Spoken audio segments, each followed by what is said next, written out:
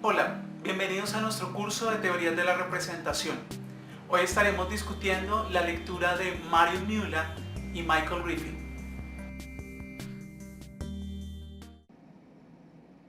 Bien, en nuestra sesión de hoy vamos a trabajar el capítulo 6 de este gran libro, que es The Handbook of Comparative Communication Research, que es un texto del año 2012, y nos vamos a concentrar en el capítulo 6. Sin embargo, a modo de pequeño contexto, recuerden que estamos trabajando los temas que tienen que ver con relación a la investigación comparativa en comunicación y cuáles son sus aportaciones, sus fortalezas, sus contribuciones, no solamente al campo de la comunicación, sino al conocimiento y la ciencia. Me parece importante destacar o subrayar que cuando uno trabaja investigación comparativa en comunicación, la idea es poder distanciarse de esos trabajos localistas, de esos trabajos ensimismados que solamente revisan pequeños casos en unos contextos específicos y que en muchos casos nos permiten tener o tropezar con problemas como las generalizaciones o la especulación o el universalismo o el etnocentrismo, o como pasa frecuentemente en la investigación en Europa, caen en el eurocentrismo, es decir, pensar que somos el ombligo del mundo y que no existe nada más. Entonces nos ayuda a contrastar, a distinguir, a diferenciar, a encontrar similitudes, diferencias. Por eso es tan potente para estudiar culturas, sistemas y patrones de pensamiento. Vamos a trabajar el capítulo número 6, como advertí al comienzo, un capítulo muy interesante que espero hayan leído y donde Marion Müller, que es una de las autoras, con Michael Griffin, hacen un estado del arte, un balance muy interesante de lo que es la investigación comparativa en el campo de la comunicación visual. Quisiera solamente mencionar que Marion Müller es una profesora alemana que está adscrita al Departamento de Masas y Medios y Ciencias de la Comunicación de la Universidad de Jacobs en Bremen, y que se especializa en trabajar específicamente en comunicación política o comunicación visual comparativa, digamos que de una forma muy particular, porque a ella le interesa mucho, por ejemplo, trabajar con caricaturas que salen en periódicos, sobre todo caricatura política o sátira política, y contrastarlo con otro tipo de periódicos o prensa de otros países. Algunos casos que ella ha trabajado, por ejemplo, tiene que ver con investigaciones comparativas sobre cómo, por ejemplo, es el trabajo de caricatura y de crítica política a través de la visualidad en países como Francia versus países como Alemania, o países europeos versus países árabes, por ejemplo. Es muy interesante su trabajo y su trayectoria.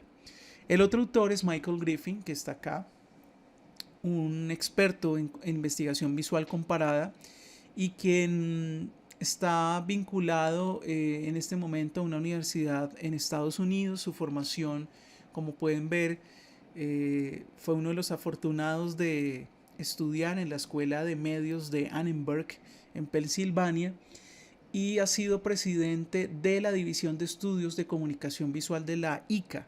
La ICA es una de las asociaciones de investigaciones más importantes en el mundo, y el que él sea el presidente de una división, pues digamos que merece un gran respeto por parte de la comunidad científica. Bien, eh, ahora con relación a qué significa o qué implica trabajar la comparación en el campo de la comunicación visual como campo de conocimiento, como campo académico y como campo de investigación.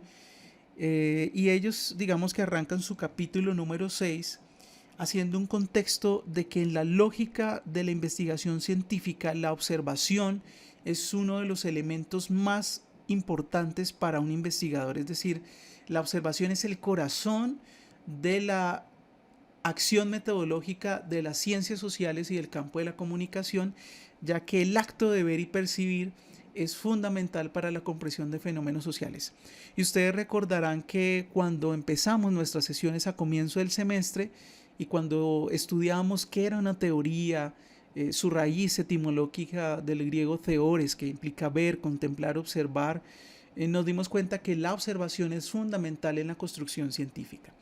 Ahora bien, en el capítulo 6 ellos hacen un relato muy interesante porque no solamente sitúan el acto de ver y el acto de observar como parte importante de la comprensión científica y cualquier acto, digamos, exploratorio de investigación, sino que les interesa también situar en el tiempo y en el espacio dónde surge o dónde aparece esta preocupación por lo que ellos denominan la comunicación visual.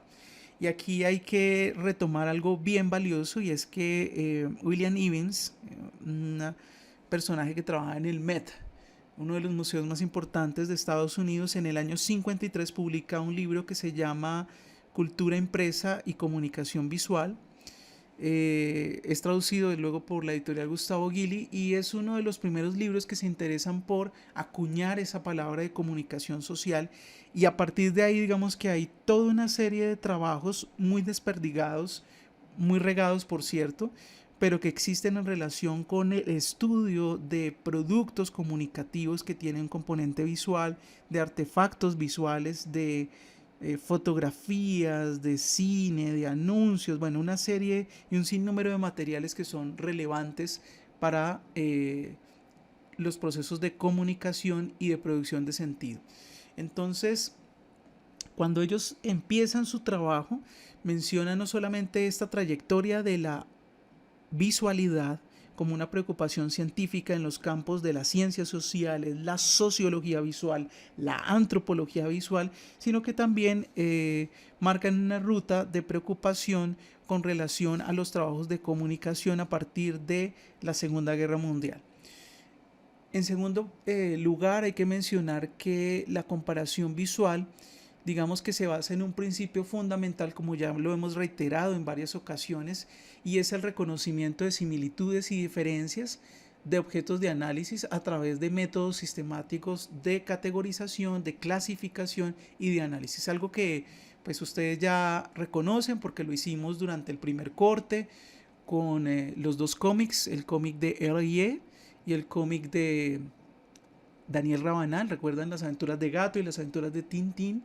Hicimos un trabajo más o menos exploratorio de cómo funciona esto de trabajar con investigación visual, solamente que estamos agregando un componente importante y es el ejercicio comparativo. Bien, algo que los autores también mencionan dentro de su proceso del capítulo 6 y de escritura y este balance que nos plantean ellos, estos desafíos y demás, supone también reconocer unas herencias de lo que se denomina el giro comparativo en las ciencias sociales y específicamente en la ciencia política, quienes influyeron mucho en delinear cómo se desarrolla una investigación específicamente con enfoque comparado. Y son estos puntos que aparecen en la diapositiva y tiene que ver con primero el estudio y la comparación de países. Eso es algo que lleva una larga tradición en los estudios comparados, comparar países, es decir, comparo prensa colombiana con prensa mexicana, comparo producción editorial española con producción editorial argentina, comparo cine estadounidense con cine en la India, comparo música y producciones culturales y sonoras del sudeste asiático con América Latina, es decir, también puedo comparar regiones del mundo, no solamente países, sino áreas, puedo comparar ciudades, etcétera. Lo otro es que uno puede comparar a partir de la explicación de la similitud y la diferencia, y por supuesto también retoma algo que ya habíamos visto con Koska y con Haup, y es que también hay tres niveles de análisis y es lo maso, lo meso y lo micro. Yo sí puedo hacer comparación maso, es decir, supremamente amplio desde lo macro. Meso es un nivel intermedio, micro es el pequeño nivel. De acuerdo con Miula y Griffin, pues existen 4 posibilidades de trabajo en la comunicación visual comparada. La primera de ellos tiene que ver con comparar en el espacio, es decir, comparar geográficamente. Es decir, yo puedo tomar, por ejemplo, una producción audiovisual, una campaña publicitaria, un ejercicio fotográfico de prensa, por ejemplo, y lo puedo comparar en relación con otras regiones del mundo, con otros países, con otras ciudades, y digamos que ese viene siendo el primer elemento que ellos plantean, la primera opción de trabajo. La segunda es hacer una comparación visual temporal, es decir, ya aquí la preocupación es por mirar un mismo tipo de material, solamente que en una línea de tiempo y en poder rastrear, poder desarrollar, poder describir diferentes elementos de forma diacrónica, es decir, por ejemplo, cómo se ha representado la mujer en la publicidad. Y yo tomo 50 años de publicidad y hago un análisis comparado con un mismo material de un mismo país, por ejemplo, en Estados Unidos, en Colombia, en México, en Holanda, Países Bajos, etcétera, y lo que hago es mirar cuáles han sido los cambios en las representaciones, los cambios en las tradiciones iconográficas, etcétera. Lo tercer y el cuarto punto, pues son, digamos que mucho más concretos, mucho más específicos, y es yo puedo también comparar medios.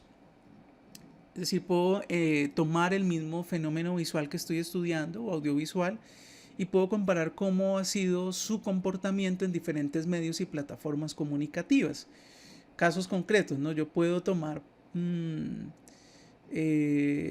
caso de Pepsi y Coca-Cola siempre ha sido como mi caso bandera, pero bueno, es un ejemplo cliché que puede servir. Y yo quiero ver cómo ha sido el comportamiento de una campaña de estas grandes empresas en diferentes medios y plataformas. Quiero ver cómo hicieron en BTL, es decir, en medios no convencionales, pero también quiero ver cómo lo trabajaron en medios digitales, pero quiero también comparar cómo fue la campaña en relación a la felicidad que hizo Coca-Cola en medios tradicionales y comparo cómo fue ese tratamiento de esa campaña, cuáles fueron las características, qué fue lo propio de cierto medio, qué hubo en común, cuál fue el leitmotiv que alentó la campaña, etcétera, etcétera. Y el último punto es que yo puedo comparar contenidos. Y aquí digamos que en últimas también es una de las entradas más seminales, más parecidas a lo que hemos trabajado, y es yo puedo analizar características o patrones visuales convergentes, es decir, similares, en qué se parecen dos contenidos, tres contenidos, cuatro contenidos, por ejemplo, tres cómics, seis cómics, en qué se parecen seis cómics de dos autores diferentes, y comparo sus contenidos en su forma, en sus características visuales, en el tratamiento de la línea, del dibujo, en la puesta en página, la narrativa, los temas, que fue un poco lo que trabajamos de manera muy general y exploratoria con los cómics del primer corte. Ahora bien, hay algo que yo quisiera destacar de la lectura, y es que Mula y Griffin hacen un estado del arte donde toman una muestra de 20 estudios que está en la tabla 6.1 de la lectura de la página 99 y 90 y 100, perdón, y tiene que ver con una tabla que tiene 20 investigaciones, 20 referentes, una tabla muy interesante donde ellos hacen un mapeo de autores que trabajan la comunicación visual comparada, los métodos que ellos trabajan, las unidades de análisis, las muestras, cómo las configuran y cuáles son las unidades comparativas que ellos trabajan. Esa tablita es muy valiosa. Si alguien quiere estudiar la profundidad, valdría la pena que haga un ejercicio de revisar estos artículos e investigaciones que ellos citan, donde ellos encuentran lo siguiente. Entonces voy a hablar un poco de las conclusiones que ellos empiezan a dar en el texto, y es que los materiales más frecuentes en los análisis visuales comparados claramente es, por ejemplo, trabajar con prensa, con fotografía de prensa, sea prensa impresa o prensa digital, plataformas noticiosas, por ejemplo. Y lo que normalmente uno encuentra es, quiero ver, por ejemplo, cómo se ha mostrado, cómo se ha representado, no sé, ahorita que está todo el tema de la crisis civilizatoria por esta enfermedad del COVID-19, yo quiero ver cuál ha sido el tratamiento visual, la forma de mostrar la crisis de sanitaria global que estamos viviendo en 3, 4 plataformas de información periodística y comparo solamente el material visual, quiero ver cuál ha sido las imágenes que ha mostrado, son imágenes de microscopio o son gente con tapabocas o con mascarillas o con caretas o es más enfermos en hospitales o cuáles han sido como los patrones de representación frecuentes para trabajar este tema. La segunda entrada tiene que ver con anuncios publicitarios en magazines y revistas. Ahí Estados Unidos tiene, digamos que una larga tradición en esto. Pienso en un trabajo pionero de los años 70 hecho por un sociólogo llamado Edwin Goffman, quien hizo justamente un estudio de cómo se muestra la feminidad y la masculinidad en anuncios publicitarios en Estados Unidos. Entonces es tomar una muestra de revistas, tomar un tema y obviamente hacer un ejercicio de comparación de cuál es el tratamiento y demás. Otra entrada muy frecuente y otro material muy frecuente tiene que ver con tomar news o noticias. Bueno, aquí hablan de televisión. Recuerden que esto es 2012, seguramente hoy será más interesante tomar algunas cosas de plataformas streaming, etcétera, etcétera, pero está el tema de noticias en televisión. Y como consecuencia, pues los medios más revisados son periódicos digitales o plataformas de información digitales, periódicos impresos, revistas, magazines, programas de televisión, vienen siendo como las entradas más frecuentes por los investigadores. Ahora, ¿qué es lo que ellos comparan? Y aquí hay 5 puntos muy claros.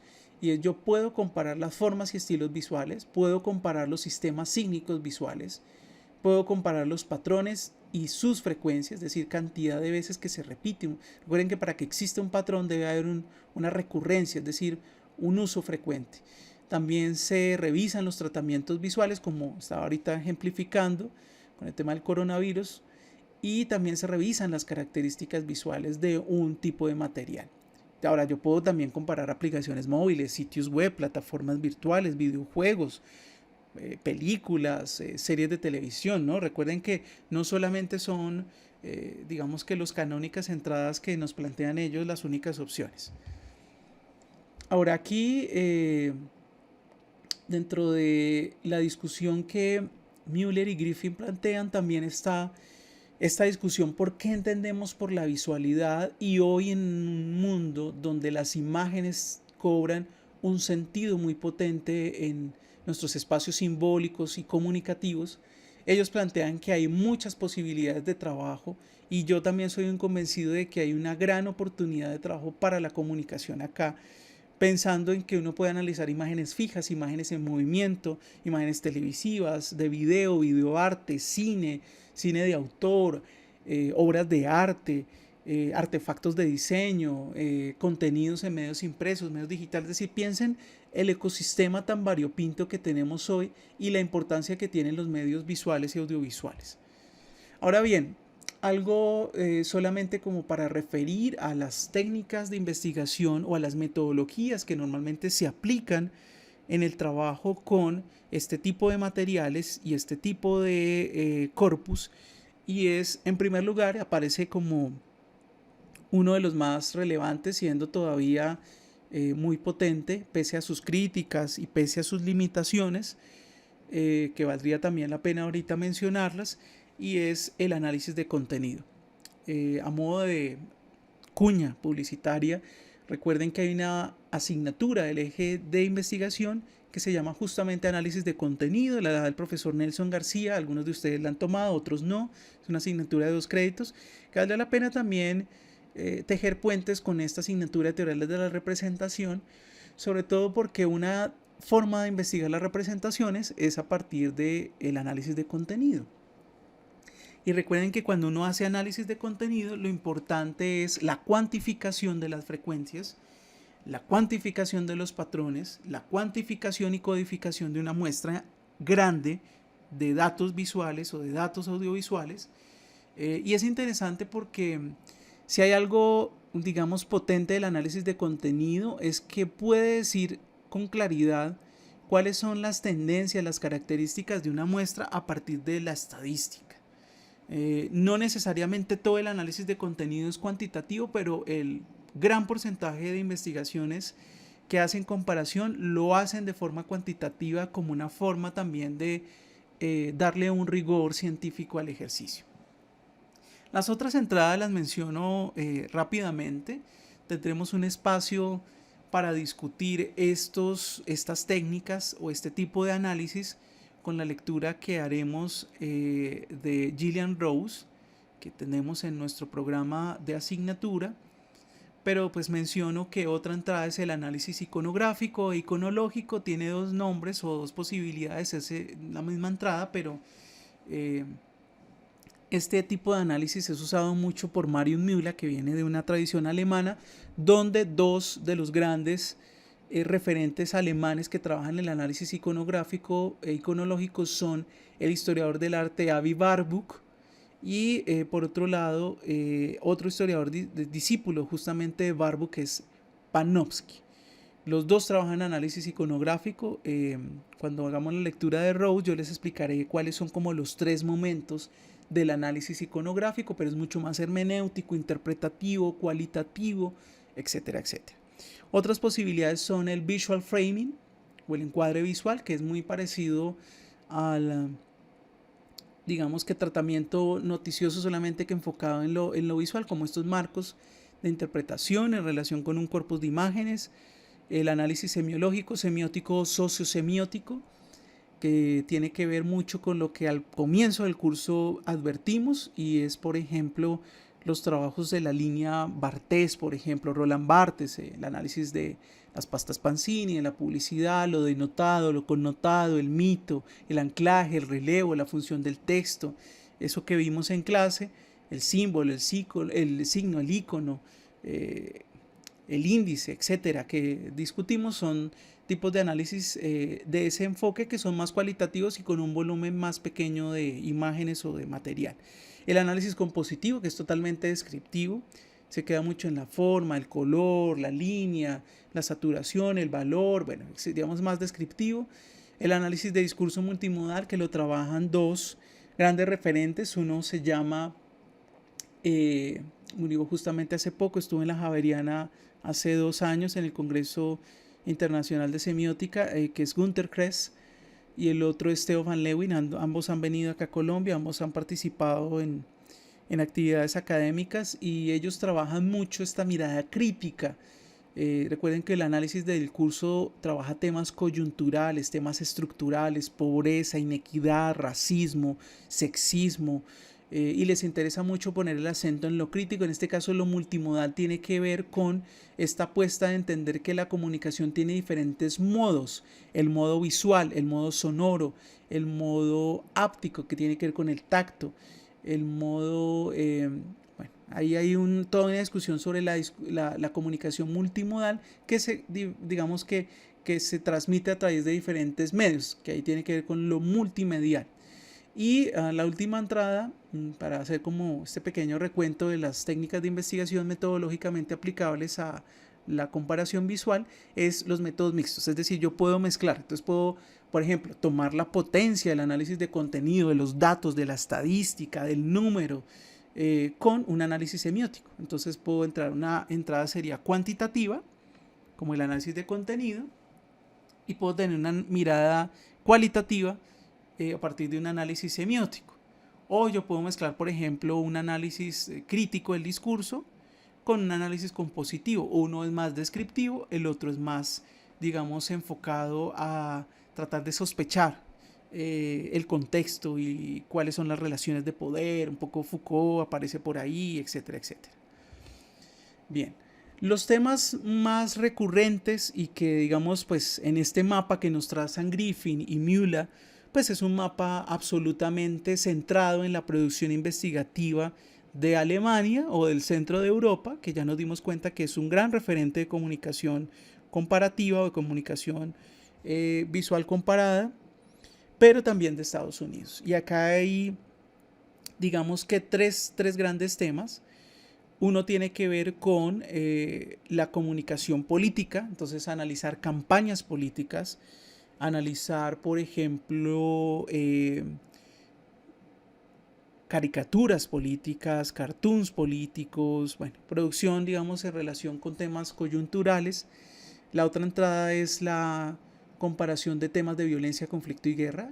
Aquí hay un texto justamente que es un libro, Visions of War, y tiene que ver, por ejemplo, con cómo se ha hecho cobertura de conflicto y de guerra. Entonces, por ejemplo, para poner casos específicos, una investigación visual comparada puede ser: yo quiero ver cómo ha sido, por ejemplo, el cubrimiento que ha hecho BBC de Londres de la guerra en Afganistán, por ejemplo, versus el tratamiento que ha hecho la Deutsche Welle en Alemania.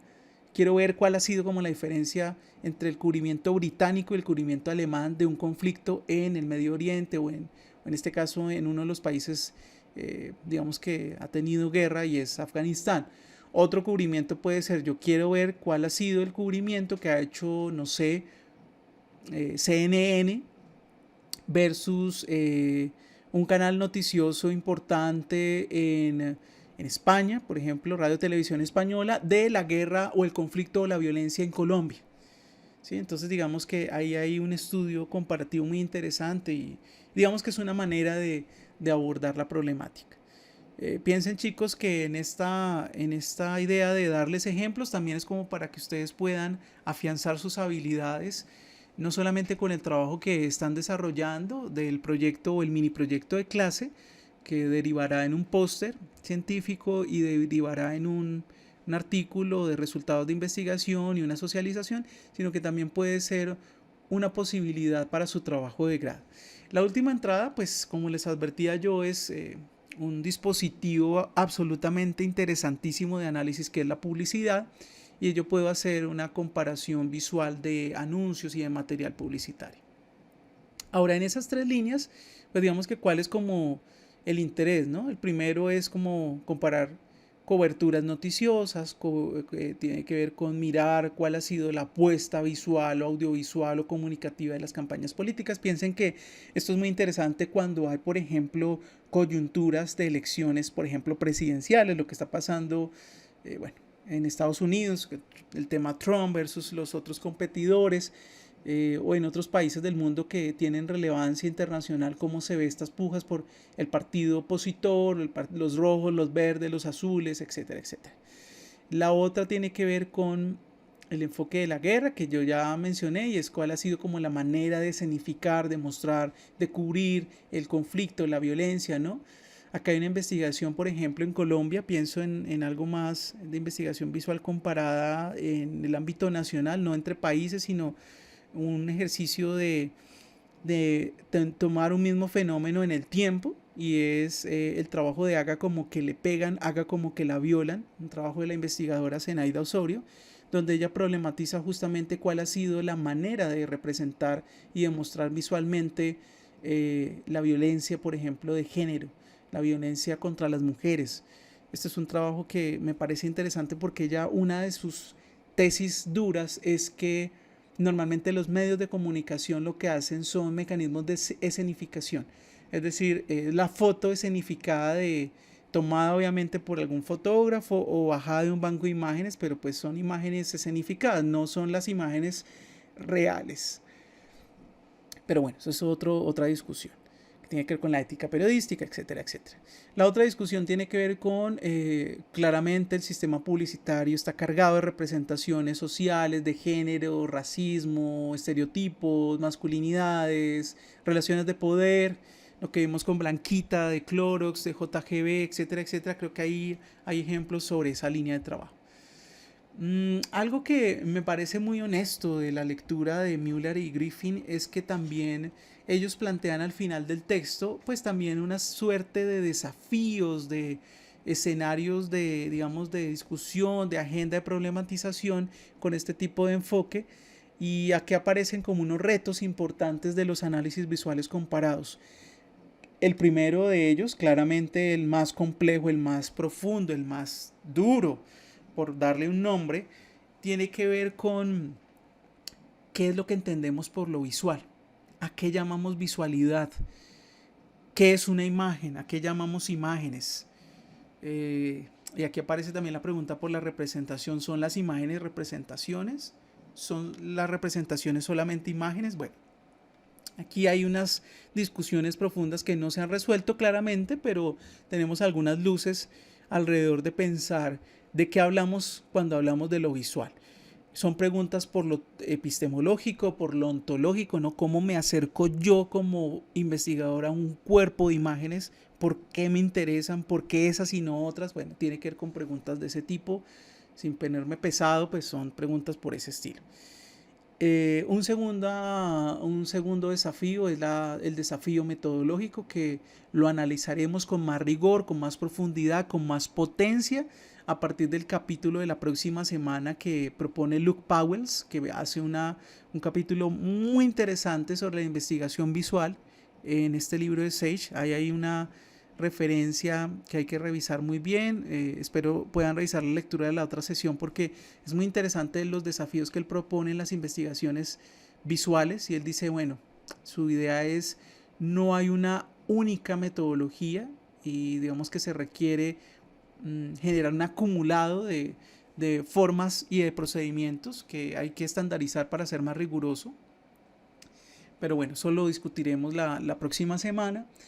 Un punto número 3 tiene que ver con la posibilidad de construir una agenda estratégica de temas. Eso lo que generaría también es una comunidad de investigadores en el mundo que se interese más o menos por los mismos temas y que les permita construir pues una suerte de terminologías comunes, de compartir conceptos, de compartir, por ejemplo, set de datos. Ahora que estamos hablando del furor de la investigación y el giro computacional y las herramientas digitales en la investigación, pues creo que es una buena posibilidad de esto.